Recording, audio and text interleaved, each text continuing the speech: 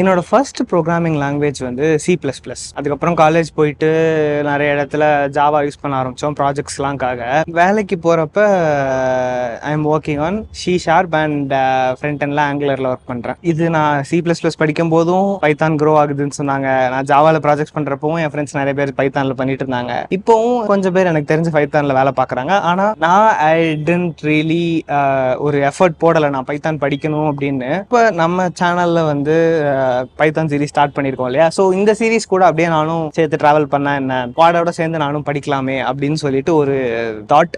So நம்ம Discord சர்வரில் வந்து இதுக்குன்னே தனியாக ஒரு குரூப் ஆரம்பிக்கிறேன். குரூப் கிடையாது, டிஸ்கார்டில் வந்து சேனல்னு சொல்லுவோம். ஸோ கன்ஃபியூஸ் ஆக வேணாங்கிறதுக்காக சொல்கிறேன். ஸோ அதில் வந்து நான் டெய்லி பைத்தான் படிக்கிறதுக்குலாம் நான் என்னெல்லாம் பண்ணுறனோ, நான் அந்த வீடியோ பார்க்குறேன், அந்த வீடியோவில் இருக்கிற கொஷின் பண்ணி பார்க்குறேன் அப்படின்னு சொல்லிட்டு எல்லாமே வந்து அதில் ஷேர் பண்ணலான்னு பார்க்குறேன். உங்களுக்கு என்ன டவுட்ஸ் இருந்தாலும் வந்து நீங்கள் அதில் கேளுங்க. நம்ம ஸ்குவாடில் எல்லாரும் இருப்பாங்க, நானும் இருப்பேன்.